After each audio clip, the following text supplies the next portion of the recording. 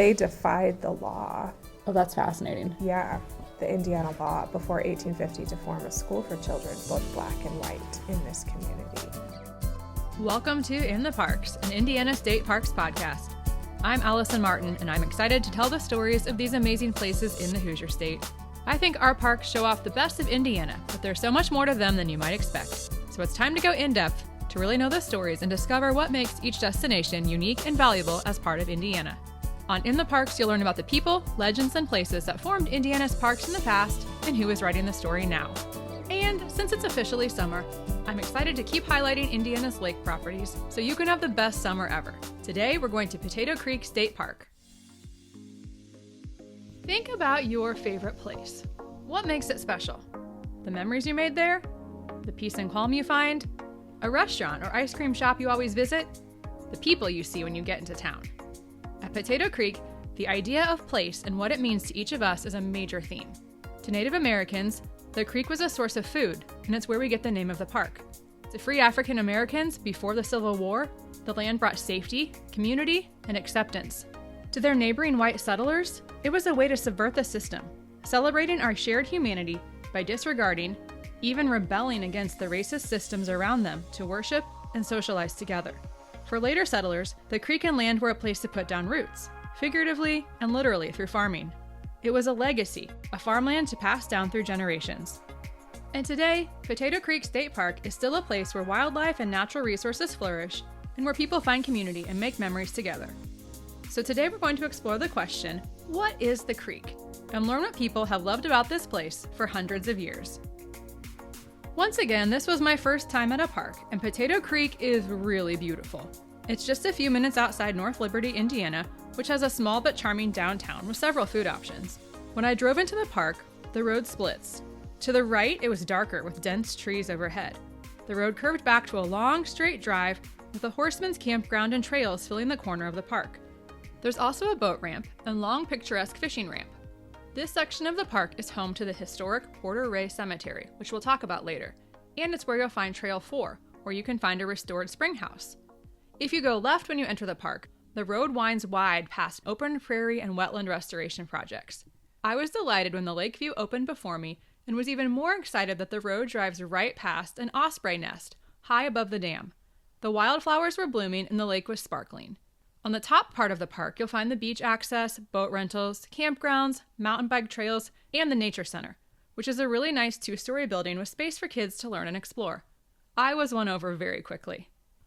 I met park interpretive naturalist Marie Laudeman-Eriks at the Nature Center to learn about the park. I have her to thank for exploring the idea of what place means. And that's appropriate because Marie grew up going to Potato Creek. My name is Marie Laudeman-Eriks, and I'm the interpretive naturalist here at Potato Creek State Park. I first started my career with the DNR actually at Potato Creek way back in 2005. I'm lucky that I also grew up with Potato Creek as my backyard. I recently returned back here as the naturalist last year, having worked at Indiana Dunes for 7 years as the full-time naturalist, Pokagon, and also Prophetstown State Park. So I'm a big lover of all of our stories at all of our Indiana state parks. Some of her childhood memories happened on Trail 3 with her sister and parents. This is going back to my childhood. When my sister and I would quarrel, my parents would say, "We're going to Potato Creek."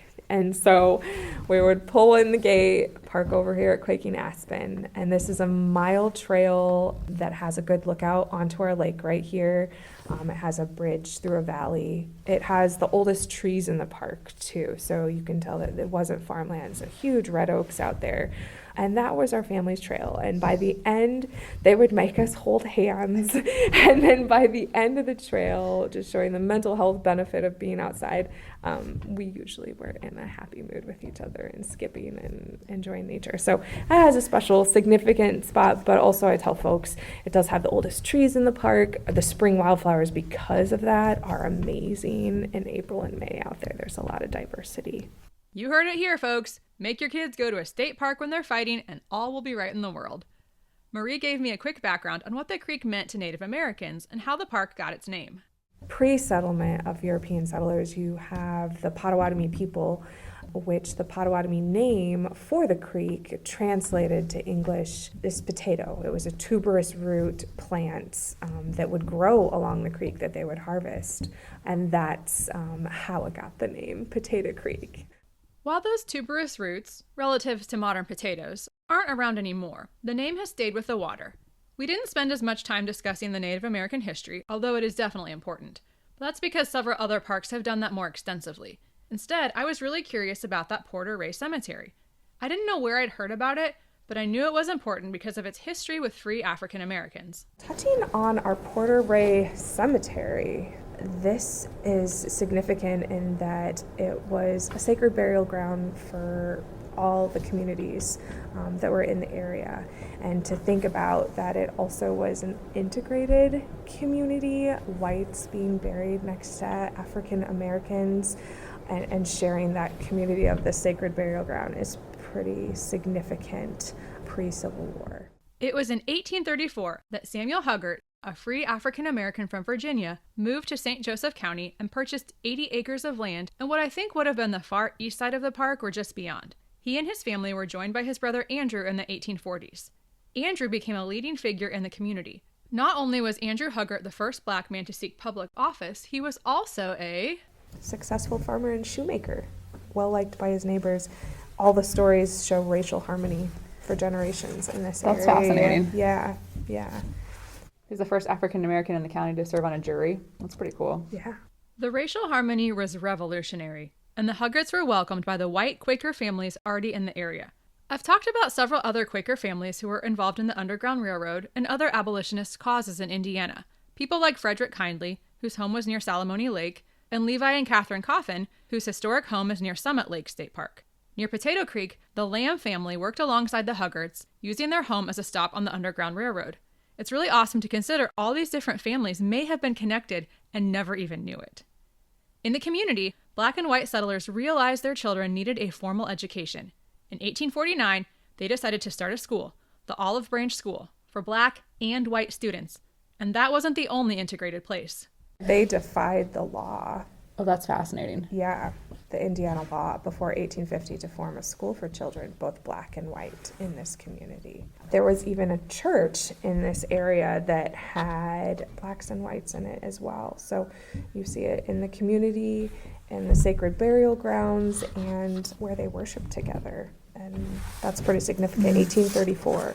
Remember, all this happened before the Civil War. Even though Indiana was a free state and slavery was illegal, the impact of it was still felt in the North. In 1850, the Fugitive Slave Act allowed enslavers from the South to hunt down escaped African Americans and force them back into slavery, even if the people had made it to free states like Indiana. Simply being in the North wasn't enough for safety. Some Quakers, like Solomon Palmer from South Bend, were sued by slave owners because Palmer helped a man escape to freedom. Palmer was forced to pay the slave owner for the man's life. And yet, even with this backdrop, the Huggarts thrived. Other black families joined Samuel and Andrew. The Manuels, Basses, Boones, and Powells all moved to the area. The Huggart farm had doubled to 160 acres by this point. And by the turn of the century, people died off or moved away, so the community gradually transitioned to new farmers in the area. Today, the Olive Branch Church still stands, and the Porter Ray Cemetery is still active, where black and white men, women, and children were buried side by side. The first to be buried here was 9-year-old Emma Porter. The earliest was Emma Porter. She was the first burial. And was she white or was she African American? She was white. Okay. And her family, unfortunately, she died of a rattlesnake bite. And so people come here and they wonder if we have, one of the common questions at our nature center is, do you have venomous snakes up here? Historically, we did have the eastern Massasauga rattlesnake. Their population hasn't been seen in this park. Their habitat was destroyed when it was farmland. So you don't see rattlesnakes in the park, but go back to 1845 and there were significant populations of them up here. I especially loved that the day I visited this integrated cemetery was Juneteenth, where we celebrate the final end of slavery. There's lots to be said about where our country stands today in regards to racial harmony and the long-term effects of racism and slavery, But I was so encouraged to see that there was a thriving, integrated community here almost 200 years ago. To them, the creek was hope, safety, and freedom. The Porter family was another one who purchased land in the 1830s. They were some of the many settlers whose stories the park wants to tell. When you go on our paved bike trail, you're going to cross Potato Creek. And there's a great interpretive sign right there too that celebrates how Potato Creek was used by a lot of those settlers and farm owners here in the park for many different reasons. It was used as a fishing hole, it was used as a baptism site, and just recreational swimming.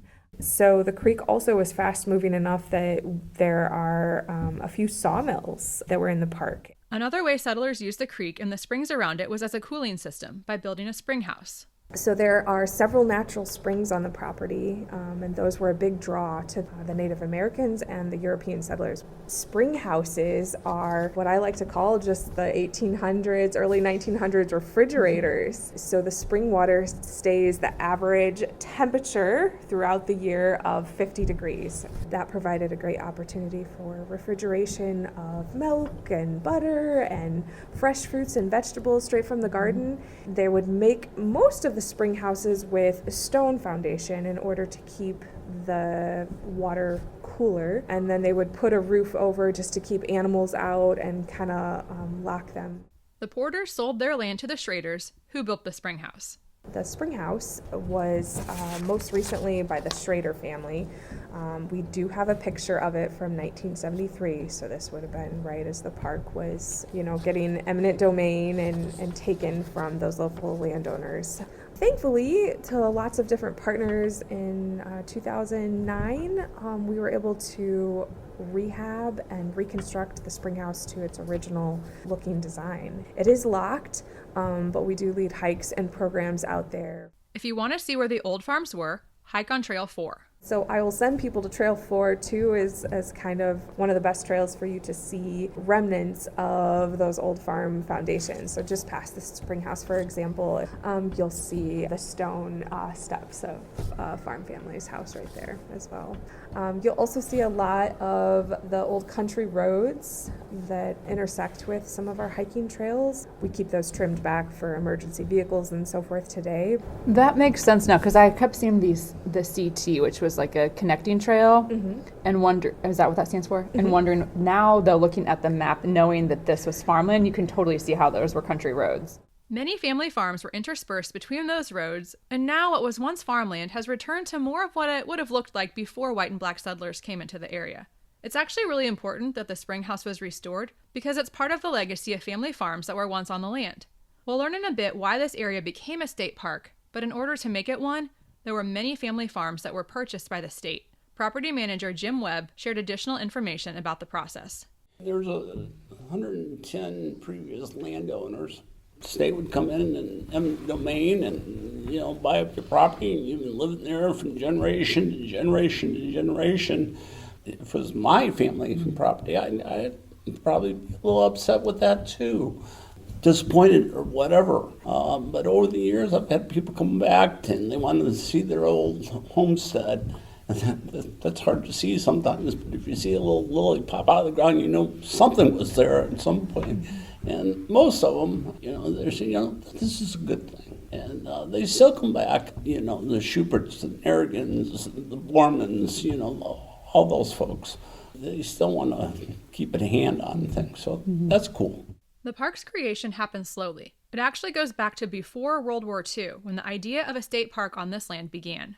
We have Darcy Worcester to thank as well. We kind of call him like the father of Potato Creek. The lake today is actually named after him, but he was a part of a conservation club, and they were petitioning for Potato Creek and this area to become the next state park. Unfortunately, that kind of fell to the back burner because World War II happened, and state legislators were focusing efforts on that. Darcy was not the kind of guy to take no for an answer.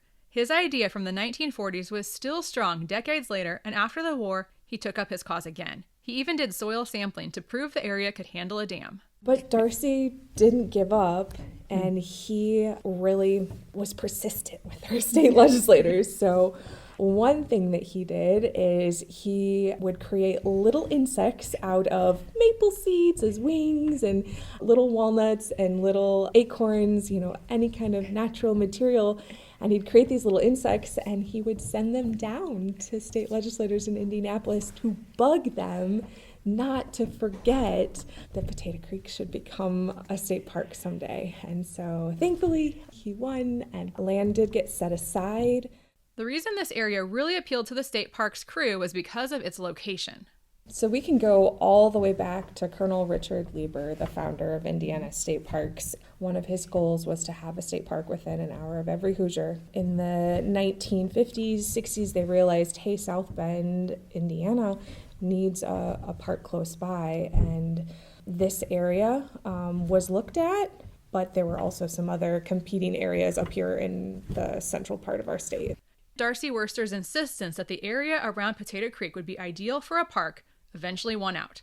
I'm not sure if the other areas would have displaced more or less farmers, but this was a location that was chosen. Land was taken from a lot of settlers and families that had lived here and farmed the land for years.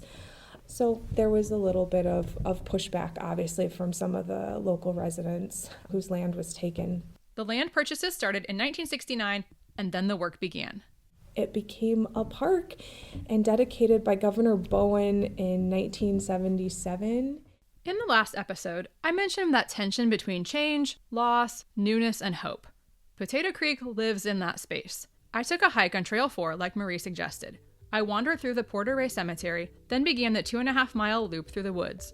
Come hike on it with me. I promise it's going to be worth your time. On Trail 4, I passed some wetlands, which we'll talk about later, enjoyed several beautiful overlooks, and saw the giant old trees that would have been in a farmhouse's front yard. I checked out the spring house and saw old stone walls and steps that once led to a front porch. I found a massive stone next to a bench with a plaque that read, "The Schubert family were early pioneers, settling here in 1835, and were the last landowners to leave in 1978. I walked through a section of tall pine trees the Schubert family must have planted and spotted a small creek. Then I came across a place where the trail and woods opened up. There was a bench with an older woman sitting on it. I made a comment about how beautiful it was and she agreed, then admitted, my folks own some land here. Oh, what's your name? It was Mary Schubert, and we were standing on her old family farm. She was looking out over an expanse of trees with a small winding creek that was once her front yard. We talked for a long time, and I have her permission to share our conversation. Mary's father owned 80 acres, and the land around Trail 4 and part of Trail 2 was her home, which was bought by the state in the 1970s. Mary was one of 5 girls and still remembers getting on the school bus in front of her house as a kid. She was 30 when the land was sold, her son was 6. And while I don't think she lived on the farm then, it was where her parents lived and where she grew up. That big rock I saw, dug up from a cornfield so her family could plow through the ground. Those pine trees? Her family planted them in the late 60s as another way to generate income. They hoped to have a Christmas tree farm, but the plans didn't work out. The Schraders who built the spring house were her neighbors. Talking to Mary Schubert was such a treasure. When I finished the trail, I spent more time in the cemetery, noticing many Schubert family headstones dating back to the 1870s. Mary's ancestors were founding members of the Olive Branch Church, sitting in the same building as the Huggart family, black and white, worshiping together. Mary's family was the last to leave the area in 1978. Potato Creek had already opened then as a state recreation area the year before, transitioning from farmland to parkland. But for the Schubert family, leaving was extraordinarily difficult. Mary is in her 70s now. She still comes to the park once or twice a week to sit on her bench. Yes, in my mind, that bench is definitely hers. And she looks out over her family's old land. If she sees daffodils blooming, she knows who planted them. I got the impression that while she has come to terms with what happened, it's never fully been resolved. I was so honored that she shared her story with me. Now, I recognize that our country's existence is predicated on the fact that white settlers took land from indigenous people. So let's add that layer to the tension that exists here. It's one thing to know this conceptually.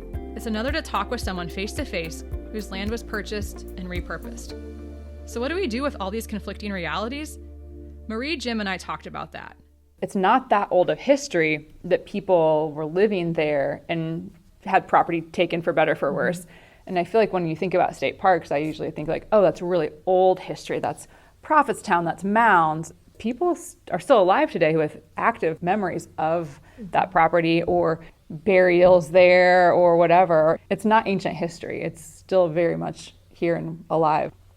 It never dies, so to speak. It never goes away. The stories are always there. Yeah. And they're still being created. We forget that we are actually doing that, creating that memory. Potato Creek is just a few years shy of celebrating its 50th birthday. We can't change the past, and most of us weren't around then, but we can learn about it, hear the stories, and make memories at Potato Creek now to celebrate and honor all the people who came before us and loved this place. The Indigenous people, Samuel Huggart, and Mary Schubert. And the really great news is that there are so many ways you can do all of the above at this park. Jim Webb is the property manager at Potato Creek, and he's been part of state parks for a long time.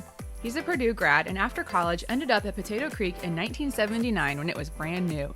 He worked at other parks before coming back to Potato Creek in 1996, and Jim was recently given a big award. DNR's been great to me. Yeah. I wouldn't change a thing about it. That's good to hear. He was our park manager of the year this last year. Congratulations. Too, so 45 years, 46 years. Yeah.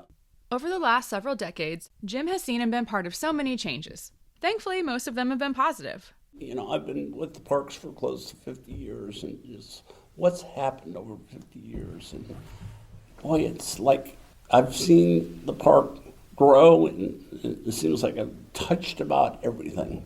Being the construction of hiking trails and mountain bike trails and cabins, and we've actually lowered the lake to treat it with a chemical to take care of some of the invasive fish, to reintroducing turkey, and you see plenty of turkey now, the growth of the osprey, eagles, minks, beaver. It's a great wildlife viewing area. And over the time, we've seen a lot of change and a lot of growth. And when I started, there was no nature center. This building that we're sitting in right now didn't exist. And saw the construction of that, construction of cabins, the expansion of picnic areas on the south side, and that being the icing on the cake, being the lodge, I think. It's the first one since, 1938? Yeah. Okay, so let's talk about the lodge. I had a question I'm sure many of you have. Can people make reservations yet? No. Just kidding. Having it will add a new element to the park. Before, your only options for overnight stays were the campground or cabins. Now they'll be able to provide more comfortable sleeping arrangements for visitors. And I think we'll be serving a great populace of people. And that's always been, that's our mission. That's what we're here for. And I think we're meeting that at Potato Creek. So what can you expect in the new inn? The lodge itself, the design of that is incorporated all the good. Is what's worked well with some of the expansions and changes they made in different lodges. Instead of a pool, it's going to be a water park. It's going to have a small library. There'll be a nature center over there. There'll be family rooms, walkout rooms, conference facilities, dining, 120 rooms. We're excited. Can't come soon enough. Okay, so when will it be done? Well, imagine you bought a piece of land in the country, and it needs to accommodate hundreds of people doing things like eating, showering, charging their phones, and using the bathroom. Now, imagine that land isn't currently connected to municipal water, sewage, or electricity. That's a lot of infrastructure to create. It's not as simple as putting a new hotel in the middle of town. Really don't know how important that is. I mean, you probably do, but you never really think about the importance of the utilities, appropriate size utilities that handle the lodge facilities. We're on North Liberty water now, which is exciting for us. We've tested that water, so to speak. It tastes good, so to speak. I'd say within maybe a month's time, we should be on their wastewater side. So we should have that connection done. While Jim was hesitant to put a date to the completion, I believe the state is still optimistic about a 2027 finish. Now, I'm not saying you should sync that up with the Notre Dame football schedule quite yet, but maybe. Another reason Potato Creek was chosen for an inn was due to its growing popularity. At first, the park was considered a state recreation area because it was mostly farmland. there was hiking and picnicking while amenities were being created, like the campground and cabins. Because the park was developed with recreation in mind, people have always been able to be active there. It was called Potato Creek State Recreation Area, and I think it met that goal. We have that recreation is one of the reasons why I really believe we're so popular. Let's get into some of those awesome recreation activities. First, Worcester Lake, which is 327 acres, has a great beach area and several fishing areas surrounding it. A lot of fishermen ask how deep is the lake, and I remind them that it's mostly farmland and flat, prairie land here. So the deepest point is actually in front of our dam, and it's about 20 feet. There are also canoe and kayak rentals, which are open from Memorial Day to Labor Day. And there's a boat ramp for trolling motors only. One area of the park is dedicated to our equestrian friends. We have a horseman's campground. To stay there, you have to have a horse. And there are about 70 campsites over there, so it's pretty good size. There are several trails for riding your horse. It takes up a whole square mile of our park is just dedicated to horses. The campgrounds have 287 electric sites, and there are cabins, which really show off the way families have been making memories here for a long time. There's 17 cabins that hold 8 people. They are a little bit more rustic in that you bring your own stuff, but they're fully furnished for hosting Thanksgiving dinner and so forth in the kitchen. Even in the wintertime, people like to come out here for a winter retreat and stay in those cabins because they are heated. And there are some families that still stay in the cabins for the last 45 years that still come and camp Memorial Day weekend. That Thanksgiving, it's so hard to book our cabins because there are families here that have been coming every year that know the exact second to book online to get their reservation. A paved bike path provides amazing views of the woods and weaves from the beach to a collection of shelters near Trail 3. The park also has over 7 miles of mountain biking trails. The mountain bike trail, they used a lot of the boulders that were the foundations of some of these farmhouses, and those boulders were naturally here from the glacial erratics. Are you ready to do a little off-roading with me? I got to talk with Clark Richards all about the park's mountain biking trails. My name is Clark Richards, and I'm currently the vice president of NIMBA, which is the Northern Indiana Mountain Bike Association. I grew up in South Bend, Indiana, which is where NIMBA is kind of headquartered, but we're basically in the entire Michiana region. But I grew up in South Bend, and then after college, I left and I lived on the Front Range in Colorado.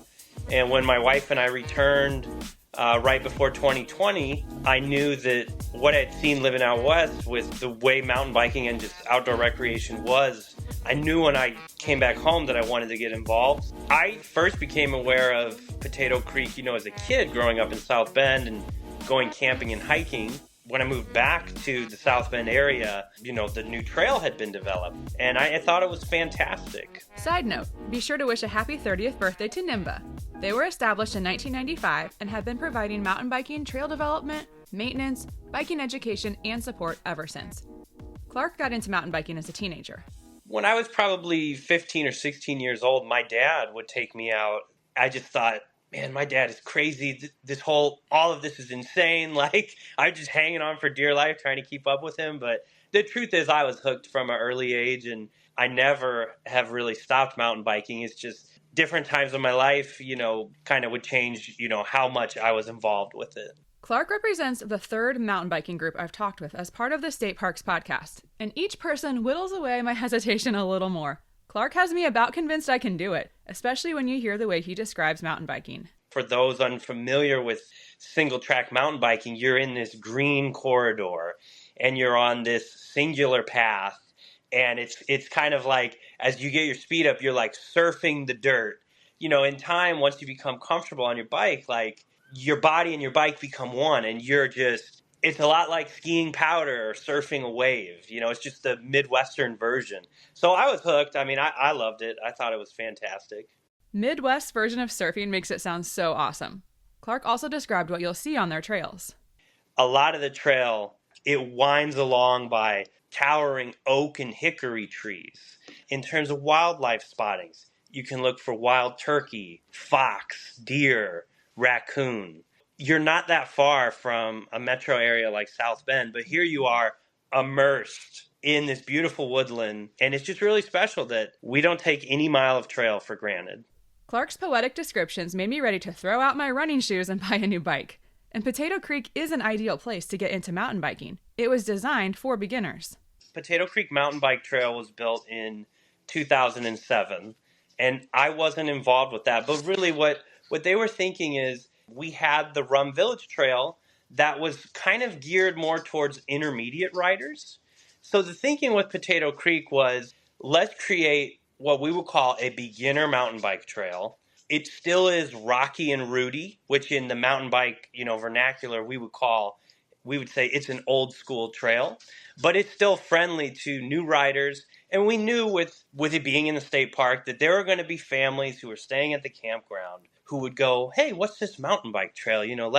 Let's hop on this and get a feel for what the single track is actually like. So the goal was a beginner trail, and I would say that's an accurate representation of what it is today. Are you getting a little curious? How can you get into it, or how do you overcome that initial fear? I would say the first thing to do, is depending on where you live, try to find that local nonprofit like NIMBA. We host kids clinics, and they are free for members, and then we suggest a modest donation to non-members. Reach out to your local club. Our skills clinics, we have professionally trained instructors, so the level of instruction you can get here in Indiana is just as good as if you were in a place like Bentonville or Colorado. And then the next step to that really is find your local bike stores in your communities and talk to them. Give feedback about what type of bike would be appropriate for the trails in the region. There's also a lot of great resources online. We live in the YouTube age. There are countless great videos that go over the fundamentals of mountain biking. Clark also gave a couple other pieces of advice and encouragement. Once you get comfortable changing gears and you're not constantly thinking about just the bike, once you actually get into the rhythm, it's just like trail running, just a little bit faster. Yeah, I liked how you described it as surfing, basically. And that was a good analogy for me to be able to imagine getting into that flow state as you're riding.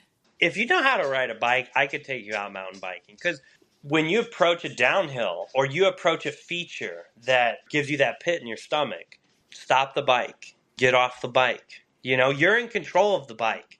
The bike's not controlling you. No shame in walking is what you're saying. No shame in walking. We used to say, if you're not hiking, you're not biking. Even me as an experienced rider, if I go somewhere I haven't been, I'm not going to just go down a descent most of the time without really getting off the bike and checking it out. Okay, so let's say you are an experienced mountain biker. Is Potato Creek still the right spot for you?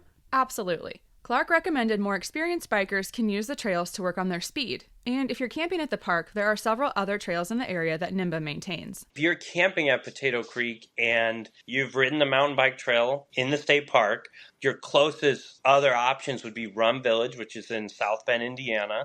You also have Bendix Woods, which is in New Carlisle. Bendix Woods is another great beginner option, whereas Rum Village is kind of more in the intermediate realm. Say you really want something advanced with modern features, wooden features, and things that maybe you have to walk a couple times or just look at it before you ride it. There's a great trail called Soldiers Memorial in LaPorte, Indiana. That's definitely worth your time. NIMBA also has an annual mountain biking race called the Lawless. It's the group's largest fundraiser and one you should keep in mind for next summer. And let's say there's really no way you'll ever get on a bike. Good news, the trails are still available to you. As mountain bikers, we're friends to all outdoor recreationalists. The general rule of thumb with our mountain bike trails is any hiker, dog walker, or trail runner is welcome to use our trail. We just ask they use it in the opposite direction of the flow of the bikes. I'm a trail runner too, so you might want to be listening for a bike, or maybe don't run with the headphones in, but I just want to make sure that people are aware that they're welcome to use our trails. There's so many connections between all forms of outdoor recreationalists, whether it's a mountain biker, a trail runner, a hiker, a paddler. Everyone kind of has their own definition of fun, but the common denominator is that we are out in nature. Eventually, as we kind of hone in on our craft, it becomes this meditative process. Can't you just hear the generosity and encouragement? Clark and NIMBA are a welcoming, inspiring group. If you live in the area, you should definitely become a NIMBA member and join them for weekly group rides. NIMBA is excited to keep learning and developing the trails in the South Bend area. I think the mountain bike culture is growing here. We have these great examples of really thriving mountain bike communities, and we are slowly but surely trying to get up to speed and further develop, our community hub right here in town. I don't think there's ever been a better time with how good bikes are built now, like with the geometry and all the education that's available. There's no better time to get into mountain biking than right now. Plus, mountain bikers are really awesome people, so you should want to be one. Don't believe me?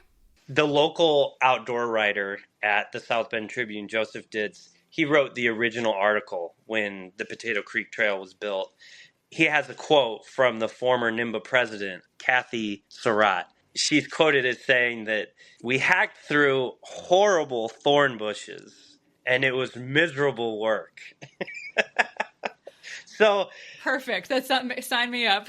yeah. And I think one thing that's interesting about mountain bikers is in the past, we often got a bad rap.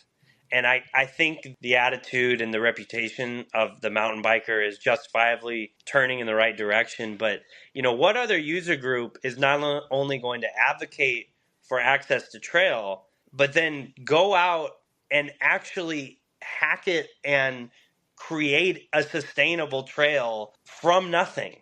That's a rare person for sure. Yeah. And I think the thing that's interesting is you might be able to ride it for 2 or 3 weeks, but a huge storm could come through and only the mountain bikers are going to go out to clear the trees that have fallen or the vegetation that is overgrown. That's pretty hardcore. And I want to make sure to say thank you to all the mountain bikers out there who are maintaining trails around the state so we can bike, run, or hike them.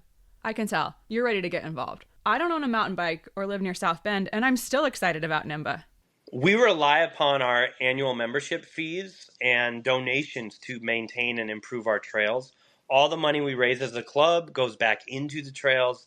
The bulk of that money is spent on equipment to clear the trails, and it's also used on materials like dirt and lumber to modernize and build new features at our trails, which is what we really want to do, but a lot of times we are stuck doing maintenance. With any nonprofit, we're always looking for individuals who are passionate and who have a skill set that would be a great addition to our team. Whatever you're into, whether it's graphic design, social media, if you're passionate about racing, reach out. We want to talk to you. Clark's final message was consistent with his tone throughout our entire conversation, one of generosity and gratitude. Us at NIMBA, we'd like to thank our relationship that we've maintained with Jim Webb. He's been fantastic in allowing the trail to be built and the collaborative relationship we've had over the years. We appreciate everything the park has done to allow us to have that trail there. The partnership between park and mountain bikers is one more example of what happens when people who love a place come together. They pour their love into the work and make the place even better. Another example of making the park better is with the natural resource work they've done. In the 90s, the park put an emphasis on the wetlands and prairie that would have once been in this part of the state. The natural resource story in the 90s, Potato Creek had a lot of motion to restore all those wetlands. As you were driving through, you saw the 1994 wetland, the 1991 restored prairie. Restoring wetlands has also encouraged wildlife to thrive. Currently, there's an active beaver dam if you do hike over to our Friends Wetlands Trail at the second viewing platform. So right here, there's a significant beaver dam and beaver lodge right there off the platform, and he's helping to manage that. You've probably seen wetlands at various state parks and maybe wondered about them because they often look messy, unkempt. I could imagine that there are people who drive past a wetland and think that something went wrong because it looks just like this is where mosquitoes are going to breed, this is where West Nile is going to spread. Yeah, so I will break down a wetland and I will take little props out like a sponge, and so I'll show how our wetlands are really needed in this area, especially this spring when we've had so much rainfall. If we didn't have these wetlands to soak up all of that rainfall, our habitat would be extremely flooded here in the park. So thinking of them as sponges, I also take out a little coffee filter and I talk about how our wetlands are catching a lot of runoff from our roads, runoff from our farmland, and the plants, all the native plants that naturally grow in wetlands have roots and rhizomes that are designed to filter out some of that nutrient loading and take it out of our environment. I take out a little pillow and I show how wetlands are also a little migratory stop for so many birds. So we have birders from all over that will come to Potato Creek. Potato Creek was actually designated as a important bird area in 2006 because of these wetlands, and thinking of them as little hotel resting stops for our migrating birds going north in the springtime and heading south in the fall. Does that make you feel a little better?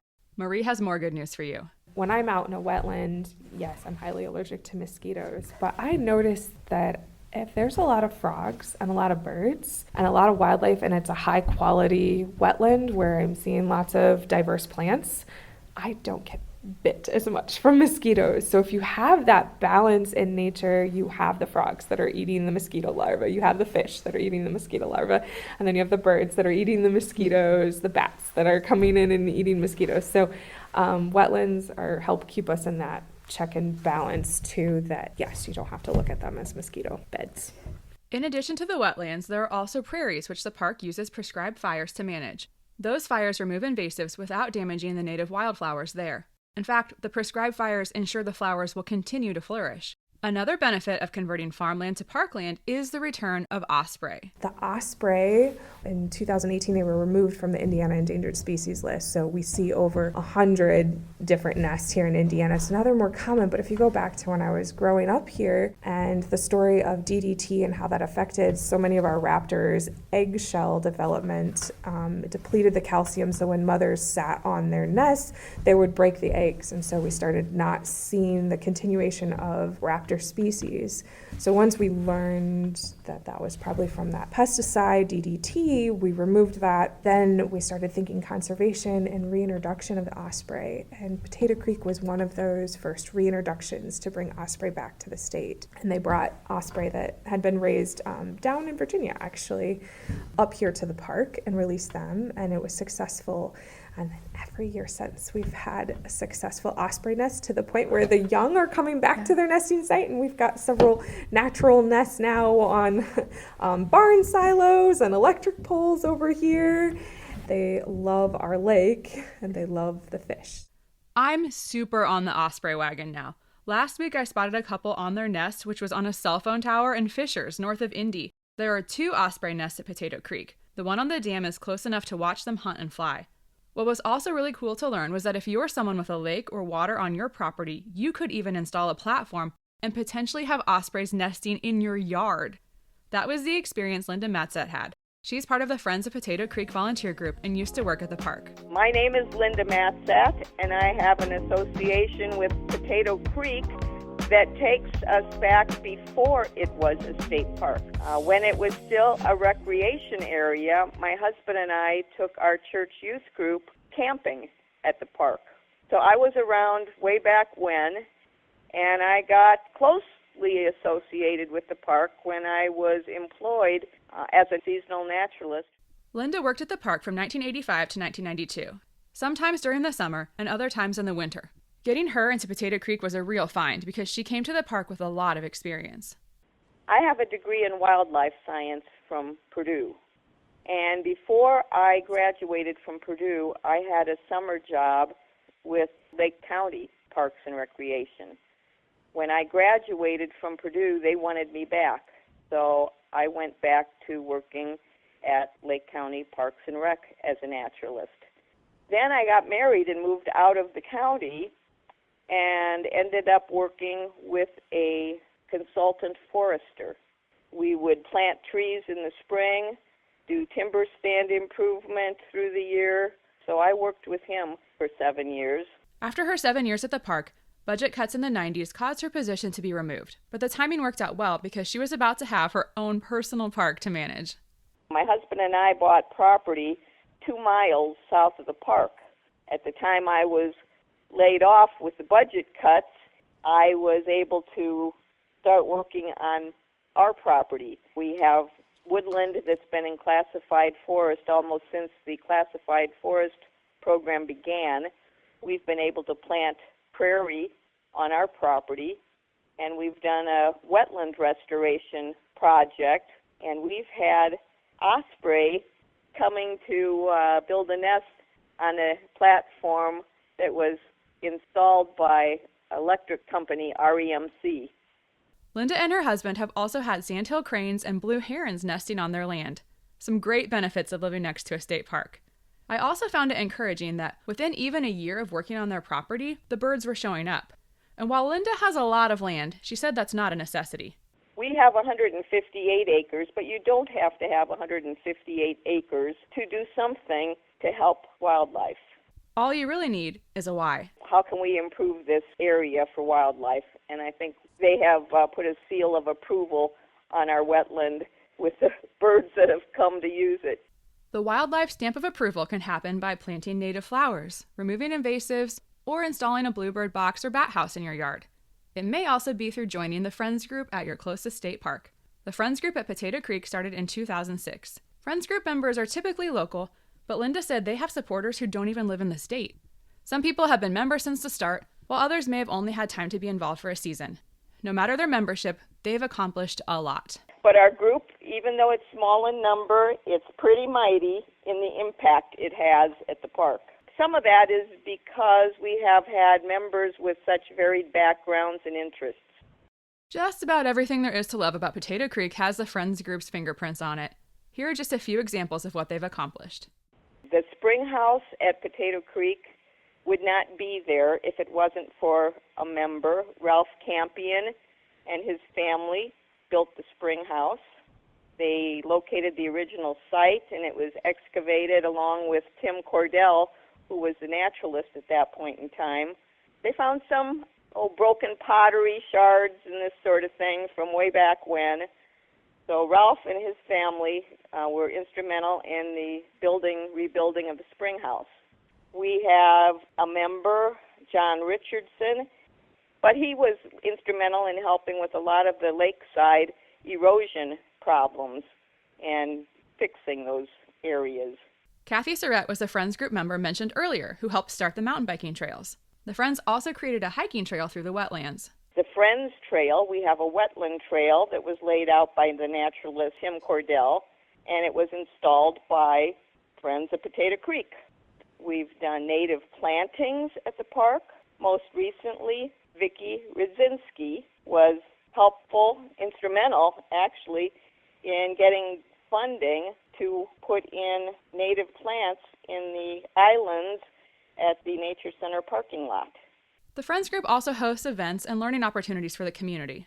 But we also do activities like in the spring we have an Easter egg hunt, and in the fall we do a Halloween programming called Halloween Happenings, where people come to decorate pumpkins, and we have a costume judging contest. So those are some big events, but we also sponsor educational events. We have speakers that come on a variety of topics. We have an individual that has come and spoken about monarch butterflies. We have someone coming in a couple of weeks about, she'll talk about bobcats. We just had a photography program giving people tips on how to improve their nature photography. We've had rescue dog demonstration, bird rehab, you name it. We also sponsor the concerts in the summer season. I think this summer we have 7 concerts scheduled. We have bluegrass. We had Kennedy's Kitchen, which does Irish music. We've got all kinds, quite a range. If you live near South Bend, these are really great ways to enjoy the park, learn about the area, and improve your own hobbies. The events the Friends and Park put on will keep you connected throughout the entire year. One event that unfortunately just happened is Darcy Days, in honor of Darcy Worcester. And while we missed it this year, The other event Marie mentions is coming up in September. We do an event the first weekend in August, and it's Darcy Days after Darcy Worcester. We just kind of go to some of those pre-settlement activities that the European settlers would have been doing. So we'll do butter making, we'll do corn husk doll making to show how they were staying active. Usually in the middle of September, we'll do an archaeology day, and that's when we're going back to the Native American story. We did some twining. We have some archaeologists that will come out and do a mock dig with folks to show pre-settlement historical stories of our park as well. In September, the staff also mows a maze into the prairie to learn about the birds and flowers. One event that is special in the park and celebrates our prairies is that we will mow a prairie maze. It's more like a prairie trail. It's not always like a maze that you can get lost in. But by mowing in the middle of September, we mitigate affecting bird nesting and so forth. And you have a lot of those fall flowering goldenrod and beautiful yellow plants out there. We'll make it an interpretive trail or story walk in some way and mow a fun shape into it. Of course, there's also a great Halloween weekend in the campground. It's always the last weekend in October, and the campground goes all out. But an event Linda mentioned that really caught my attention was one I haven't heard of other parks doing. The Easter egg hunt is pretty fun, and that's why we continue to do it. We've been doing it almost as long as the Friends group has been around, so that's almost 20 years. It started small, and it has grown. We have hundreds of people come with their children, and I think one of the reasons they really appreciate our Easter egg hunt is we divide the kids into age groups. We have 4 different age groups so that if a parent has children of various ages, they don't have to leave them unsupervised. This is no ordinary Easter egg hunt. It's always a Saturday before Easter, literally the day before, and the Friends group hides an insane amount of eggs. Over 5,000. It's a challenge. 5,000 eggs is a lot of eggs to fill. So we have to have candy donations enough to be able to fill all those eggs. Sometimes it's area businesses. I usually go around and ask if they would support us with donations, and we've done fairly well with that. Something else associated with the Easter egg hunt, we have people that bring animals. This year we had not only bunnies and chickens, we had goat, horses, a calf, sheep, and lambs. Quite a menagerie. The kids love it. The community involvement is also amazing. From donating candy, filling eggs, hiding eggs, and bringing animals, it's all hands on deck. There are a lot of ways you can help out that weekend too, even if you aren't a Friends group member. It's kind of challenging to get this all put together. You have to get there early, of course. It's not only just a matter of filling the eggs. You have to be there well before the event starts to set up. It takes a long time to get those eggs out in the fields. Linda and the Friends group members enjoy the work, anything to support the park. Their fundraisers are to enhance it and make programs better for visitors like you. Binoculars. If the naturalist wants to take a group of people out on a bird hike, they can't see something in the distance without binoculars. So that's something else that we've been able to provide. So we always are assisting any of the activities that go on at the Nature Center with funding. Currently, I think we're looking at getting another kayak launcher. We had one put in last summer, and it has been very popular. So the request is that we get a second one. The Friends group would also love to purchase another track chair at the park so people with mobility issues can get on the trails. If you want to support their work or learn more, links to their website and Facebook page are in the show notes. So what is Potato Creek State Park? It's a life source. It's acceptance and community that crosses racial lines. It's a final resting spot after a life well lived. It's a legacy that passes from father to son, mother to daughter. It's a place for wildlife and wildflowers to flourish. It's families returning to stay in cabins every Thanksgiving, chainsaws clearing mountain bike trails, splashing paddles in the water, fish being reeled in, and laughter echoing across the lake. It's history, and it's home. It's all the things you hope to find in the parks. A big thanks to Clark Richards from Northern Indiana Mountain Bike Association, Linda Matzat from the Friends of Potato Creek, Mary Schubert, whose family farm was once on this land, and most of all, to Marie Laudeman-Eriks and Jim Webb from Potato Creek State Park for sharing their time and knowledge with me. In the Parks is not officially associated with Indiana DNR, but I'm so thankful for all the work they do for our parks. Please share this podcast with your friends, and if you could, leave it a positive review on your favorite podcast platform. You can follow along on Instagram and Facebook at In the Parks Online for more state parks content and my recommendations for the best places to get ice cream or dessert near each park. I had a couple amazing donuts from Over the Top Bakery and Cafe in North Liberty, a cute little downtown, so definitely stop in. Thanks for listening, and I hope to see you in the parks.